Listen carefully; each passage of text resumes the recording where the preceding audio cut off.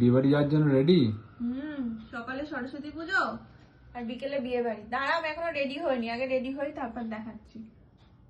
Ready ready, কিন্তু ব্যাপারটা হচ্ছে এইসব সাজগোজ করে এখন হেলমেট পরে বিয়ে বাড়ি যেতে হবে, বলো মানা যায়? আর এটা হচ্ছে আমার ক্লাচ, এই হচ্ছে আমার আউটলুক। কেমন লাগছে জানিও। আজকে দুবার শাড়ি পরে নিলাম। চলো। তো বিয়ে বাড়িতে আমরা এসে গেছি। আর বিয়ে বাড়িটা আমাদের বাড়ি থেকে বেশ অনেকটা দূর ছিল, মানে সোনারপুরের দিকে। তো গাড়িতে যেতে যেতে মোটামুটি 1 ঘন্টা 1.5 ঘন্টা টাইম লেগেই গিয়েছিল। তো এটা ছিল কিষানের কলিগের বিয়ে, ওর নাম হচ্ছে সঞ্চারী। খুব সুন্দর মিষ্টি দেখতে লাগছিল। আমার সাথে এর আগে কখনো দেখা হয়নি, ওই দিনই আলাপ, খুব ভালো লাগলো।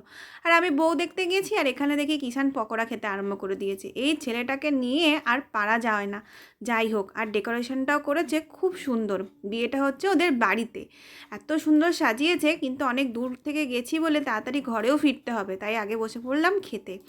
তো ছিল গরম গরম রাধা পল্লবী আর কাশ্মীরি আলুর দম, আর এরপর ছিল বাসন্তী পোলাও, মাছ, চিকেন।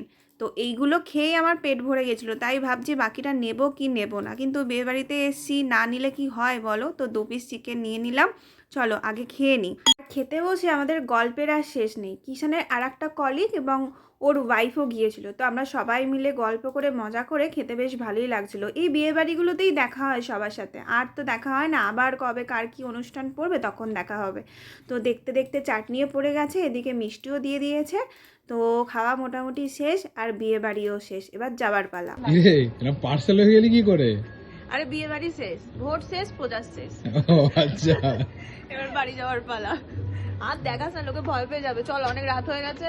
এই যে সঞ্চারী, চলো এবার বাড়ি ফিরি। আজকের মতো এটুকুই, টাটা।